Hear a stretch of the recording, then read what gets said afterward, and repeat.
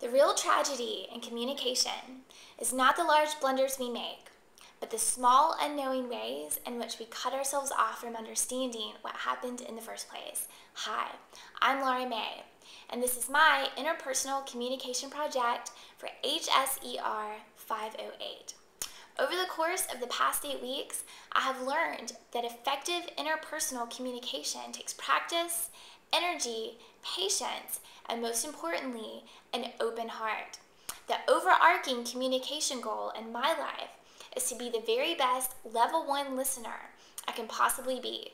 Burley Allen, author of Listening the Forgotten Skill, says level 1 listening is a way to have a positive influence on others because it comes from the heart's intelligence. By listening empathically, being present in the moment, and suspending my own thoughts and feelings, I am giving my attention solely to listening. To do this, I must continue to evaluate myself with a sense of openness and honesty. Liz Bryant, author of The Art of Active Listening, points out that when you think of someone who listens effectively, they seem to be present, to be interested, to have time, and to have respect. I will be part of enlarging conversations around me by actively listening first, then responding accurately and responsibly, therefore creating the constant that is the relationship. Influencing my communication skills negatively and positively is behavioral blend. Dr. Mel's Carbonell, author of How to Solve the People Puzzle, has given us a carefully researched and thought out method, the DISC model of human behavior, in which specific parts of our personality are revealed. According to the Uniquely You online assessment, my DISC expected of me personality type is SI, and my DISC this is me type is CIS. The I part of my personality clearly loves inspiring, interacting, and influencing others in a positive way. However, as it turns out, my people-pleasing ways can actually impact my listening skills negatively.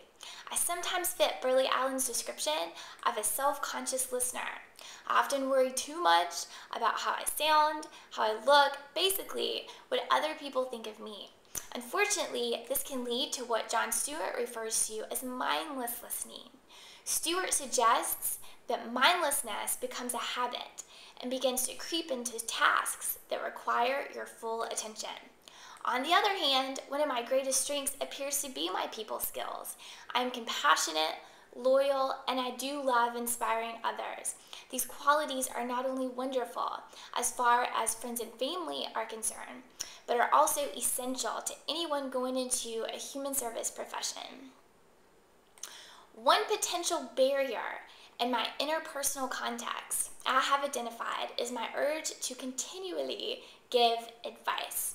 I have a passion for wanting to make people feel better about themselves and their situation. Simply put, I just want to make it better. We often think we have to answer every question asked and solve every problem. Not true.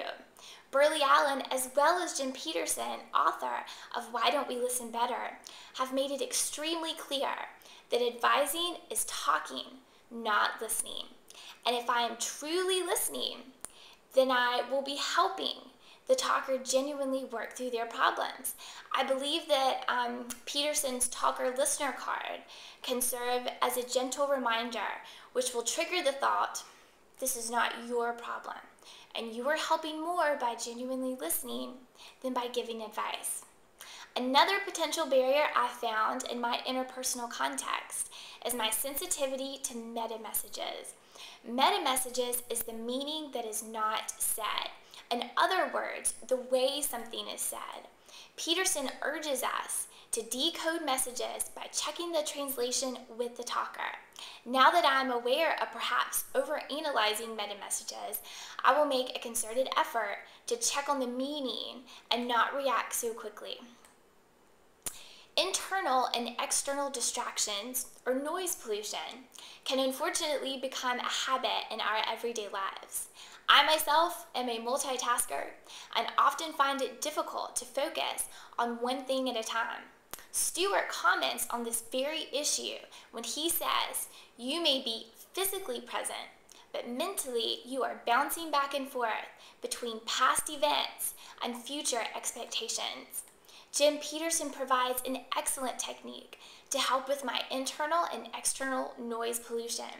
The use of parathinking will be helpful for me in two ways. First, when helping and listening to others, I have found that when I put their thoughts into my own words, A, it helps to clarify what they are really saying, and B, it keeps my thoughts on the present. It's amazing how often I think I know what someone is saying, but when repeated in my own words, I'm able to come up with a completely different version. Secondly, parathinking is extremely helpful to use on myself. When I'm alone with my thoughts, I have found saying them out loud does wonders to help me clarify how I really feel, or what I really mean. I have found this to be especially useful when writing. The use of parathinking keeps me on track, moving towards meaningful change in myself as well as others. Awareness is the first step in my plan of action to bringing a positive change to the interpersonal communication skills in my life. By becoming more aware of my internal thought process and focusing on responding correctly, I feel as if I am not only helping myself, but guiding those around me in a healthy direction. Now that my eyes have been opened and I have a genuine desire to be an effective communicator, the age-old saying, practice makes perfect, is no exception here. I'm proud to say I have reached Burley Allen's stage of transference, actively applying and putting into practice new skills I have learned over the past 8 weeks. My self-awareness grows every day as I feel more and more in charge of my listening skills and communication style.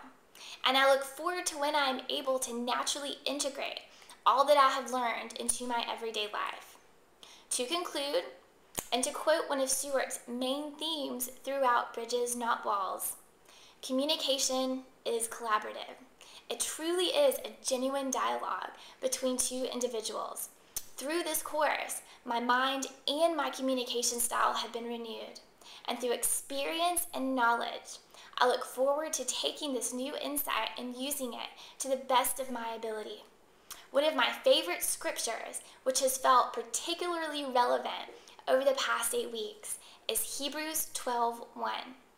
Let us lay aside every weight and the sin which does so easily beset us, and let us run with patience the race that is set before us. My spiritual journey, along with my journey to better my communication skills, are interwoven parts of my life that will endure. According to Stewart, our identities are some of the most important meanings we will construct. Every time I communicate, I am constructing my identity, and so is everyone else. And I plan on making it a good one.